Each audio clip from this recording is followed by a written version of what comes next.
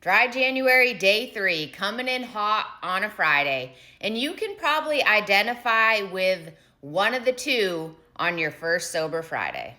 Number one, you're the weekend warrior drinker. You're used to, for the most part, going Monday through Thursday evening without drinking.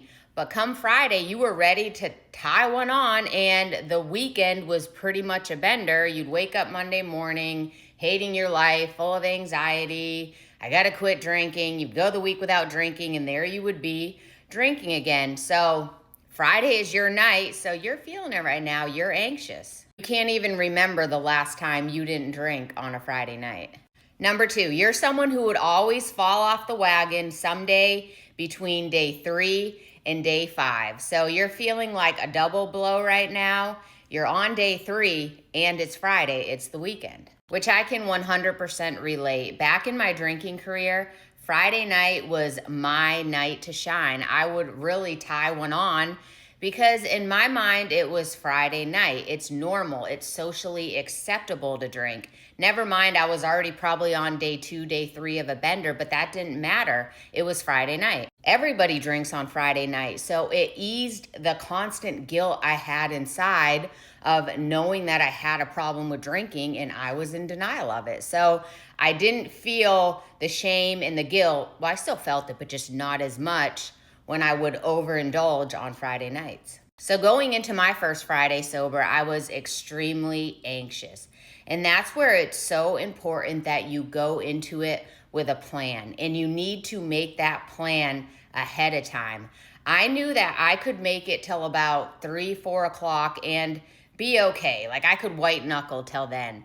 But I knew that's when the witching hour was going to start. So the Thursday before, I made my plan. I blocked out hour by hour because my goal was to make it till about 8 o'clock at night. I don't know what it was about 8 o'clock at night, but I knew if I could make it to that point, I could brush my teeth, go to bed, and I would be okay.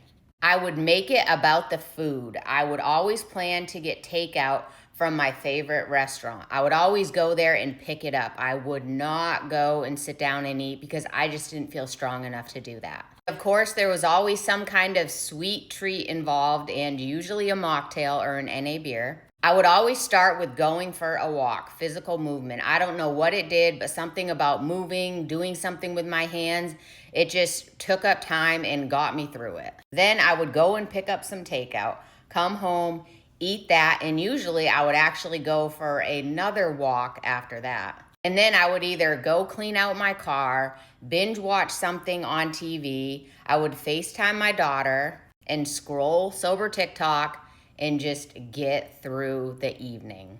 Because that's what we're focusing on. We're focusing on getting through the evening.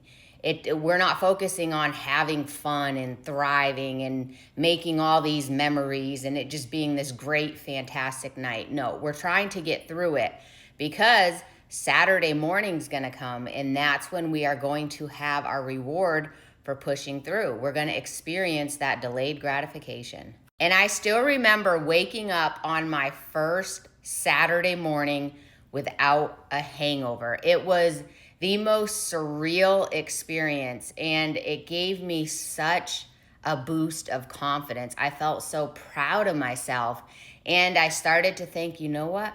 Maybe I can do this. So when you feel like you're on the struggle bus tonight, just play that tape forward and focus on how you're going to feel tomorrow morning when you wake up on a Saturday morning without a hangover. Dry January day 3, let's go.